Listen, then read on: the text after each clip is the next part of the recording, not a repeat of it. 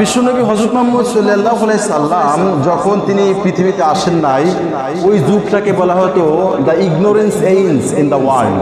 পৃথিবীর মধ্যে একটা অন্ধকার যুগ বলা হতো, আইয়ামে জাহিলিয়াতের যুগ বলা হতো। এই যুগে বিশ্বনবী সাল্লাল্লাহু আলাইহি সাল্লাম এসেছিলেন, যে সময় লোকজন কি করতো বলেন তো? মূর্তি পূজা করত। স্বয়ং কাবা ঘরে ৩৬০টি মূর্তি ছিল। বিশ্বনবী সাল্লাল্লাহু আলাইহি সাল্লাম যখন তিনি আসলেন, যখন তিনি জন্মগ্রহণ করেছেন, এই মূর্তিগুলো সব হেলে গেছে। আল্লাহ অসীম কুদরতে, বলেন না সুবহানাল্লাহ।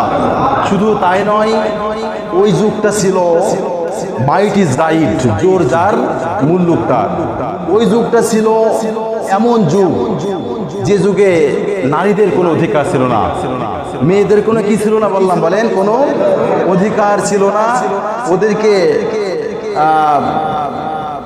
মানে কন্যা সন্তান হলে তাদেরকে জীবন্ত কবর দেওয়া হতো।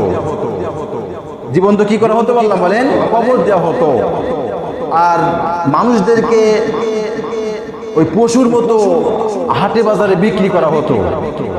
এটা দেখে বিশ্বনবী হযরত মুহাম্মদ সাল্লাল্লাহু আলাইহি সাল্লাম তিনি মনে করলেন যে এটা কোনো সভ্য সমাজের কাজ, এটা হতে পারে না, কখনো হতে পারে না। আপনারা অনেক কথা শুনছেন।